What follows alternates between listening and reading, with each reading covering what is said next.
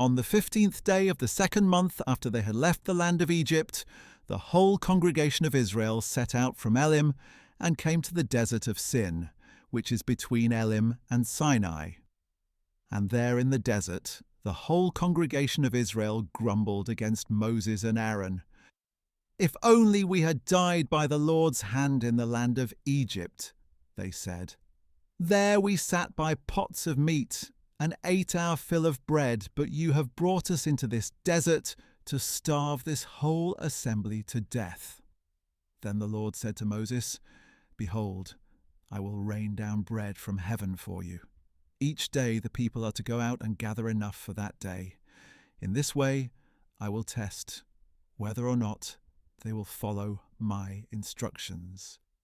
Then on the 6th day, when they prepare what they bring in, it will be twice as much as they gather on the other days." So Moses and Aaron said to all the Israelites, "This evening you will know that it was the Lord who brought you out of the land of Egypt.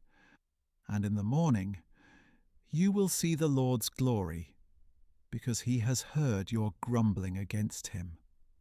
For who are we that you should grumble against us?" And Moses added, "The Lord will give you meat to eat this evening, and bread to fill you in the morning, for he has heard your grumbling against him. Who are we? Your grumblings are not against us, but against the Lord." Then Moses said to Aaron, "Tell the whole congregation of Israel, come before the Lord, for he has heard your grumbling." And as Aaron was speaking to the whole congregation of Israel, they looked toward the desert, and there in a cloud the glory of the Lord appeared.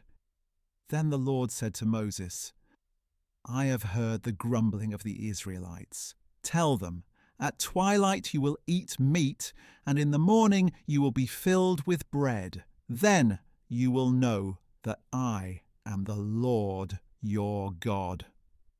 That evening quail came and covered the camp, and in the morning there was a layer of dew around the camp. When the layer of dew had evaporated, there were thin flakes on the desert floor, as fine as frost on the ground. When the Israelites saw it, they asked one another, "What is it?" For they didn't know what it was. So Moses told them, "It is the bread that the Lord has given you to eat. This is what the Lord has commanded. Each one is to gather as much as he needs. You may take an omer for each person in your tent." So the Israelites did this. Some gathered more and some less. When they measured it by the omer, he who gathered much had no excess, and he who gathered little had no shortfall. Each one gathered as much as he needed to eat. Then Moses said to them, "No one may keep any of it until morning." But they did not listen to Moses. Some people left part of it until morning, and it became infested with maggots and began to smell. So Moses was angry with them. Every morning each one gathered as much as was needed, and when the sun grew hot, it melted away. On the 6th day they gathered twice as much food, 2 omers per person, and all the leaders of the congregation came and reported this to Moses. He told them, "This is what the Lord has said. Tomorrow is to be a day of complete rest, a holy Sabbath to the Lord. So bake what you want to bake, and boil what you want to boil. Then set aside whatever remains, and keep it until morning."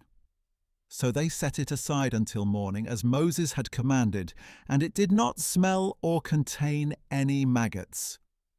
"Eat it today," Moses said, "because today is a Sabbath to the Lord. Today you will not find anything in the field. For 6 days you may gather, but on the 7th day, the Sabbath, it will not be there." Yet on the 7th day some of the people went out to gather, but they did not find anything. Then the Lord said to Moses, "How long will you refuse to keep my commandments and instructions? Understand that the Lord has given you the Sabbath, That is why on the 6th day he will give you bread for 2 days. On the 7th day everyone must stay where he is. No one may leave his place." So the people rested on the 7th day. Now the house of Israel called the bread manna. It was white like coriander seed and tasted like wafers made with honey. Moses said, "This is what the Lord has commanded. Keep an omer of manna for the generations to come, so that they may see the bread I fed you in the wilderness when I brought you out of the land of Egypt." So Moses told Aaron, "Take a jar and fill it with an omer of manna. Then place it before the Lord to be preserved for the generations to come." And Aaron placed it in front of the testimony to be preserved just as the Lord had commanded Moses. The Israelites ate manna 40 years until they came to a land where they could settle. They ate manna until they reached the border of Canaan.